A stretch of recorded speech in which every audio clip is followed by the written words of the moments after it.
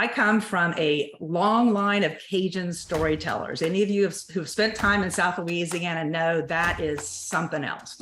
They rarely let the truth get in the way of a good story.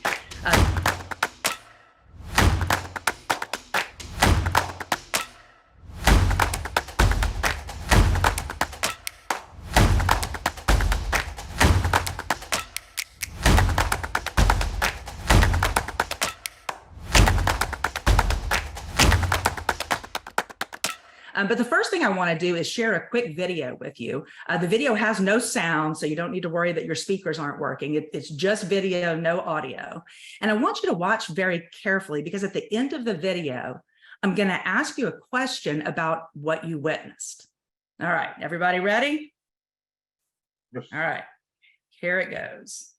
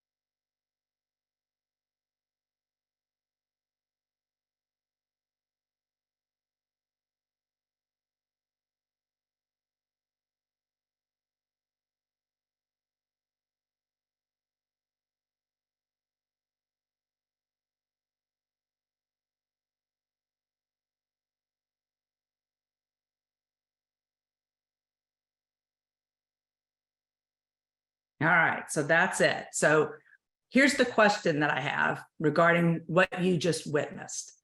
In this video clip, who was the aggressor? Was it the big triangle, the little triangle, or the circle? And if you guys can type in chat, I'm not sure I can see chat. Let's see. We'll let you know what the conventional wisdom is. Perfect.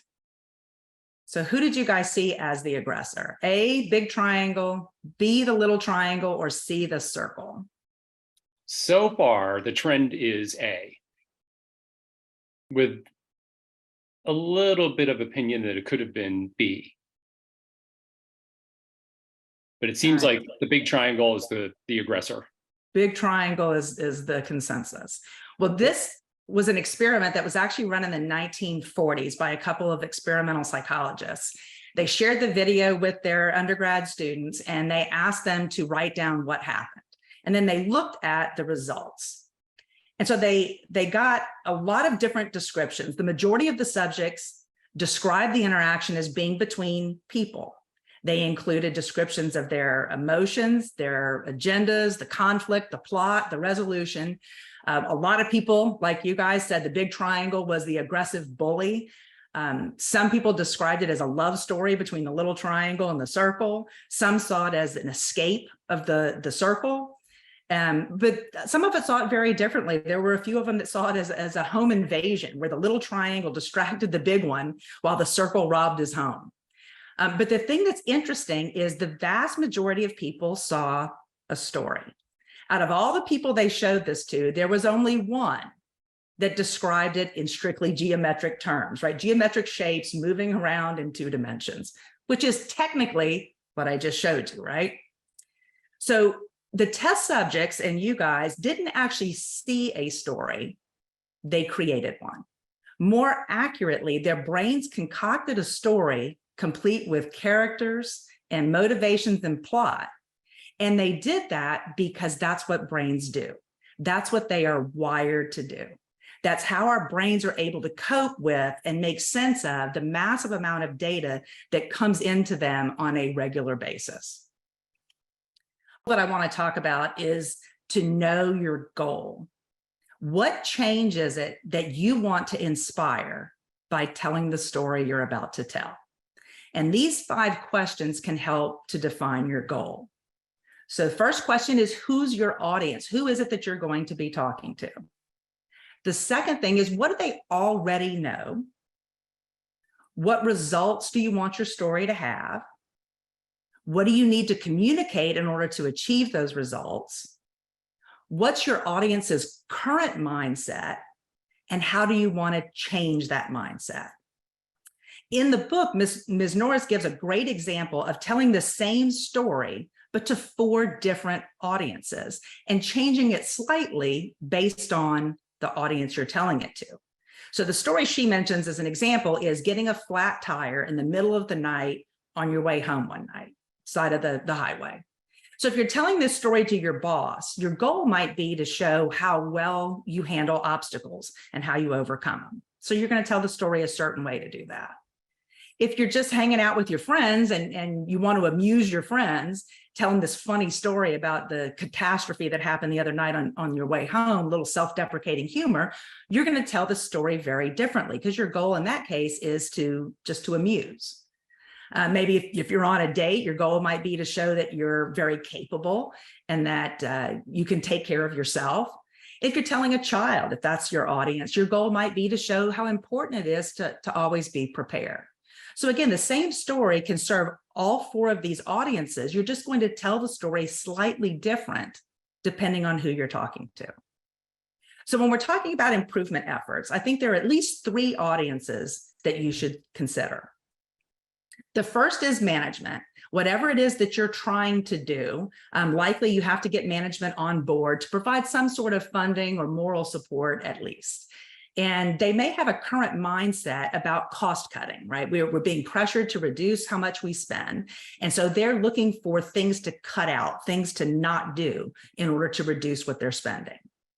And the new mindset that you want to inspire them is to look for ways of reducing waste. So rather than just chopping cost, look for ways to reduce waste that will also save money. Another potential audience is going to be the front line, the people that actually have to get the work done. You might need to convince them to change how they're performing certain activities on a daily basis.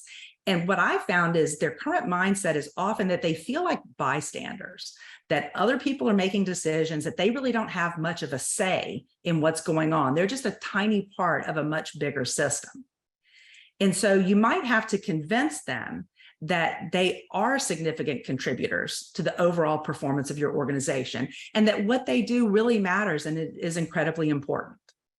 The last audience that I've identified is the organization itself. And as I mentioned before, to sustain an improvement, it's likely that you have to change the organization's culture. And this needs to be, in my case, needs to be changed from a reactive one where people are responding to problems and breakdowns to a proactive culture where people are actively looking for ways to improve performance and to avoid problems. All right, so that's the first rule that I wanted to cover. Know your goal and specifically know your audience and recognize that your goal may be different for different audiences. I would add this slide and say, there are many definitions out there of organizational culture, and this is one that resonates with me. Organizational culture can be defined as the stories we tell ourselves about ourselves. So in reactive organizations, we're really good at telling disaster stories with traditional firefighting heroes. When everything goes wrong, these are the folks that fly in with their cape and save the day. And that's still going to happen. When things go wrong, we still need those reactive heroes. But if we want to change as an organization, if we want to become a proactive organization, we need to get better at telling the stories of the proactive heroes like Mickey, the people who avoid problems rather than the people who rescue us from the problems we've gotten ourselves into. At Mickey's site, as they continue to work on implementing defect elimination, his story of the overhead projector got told over and over again.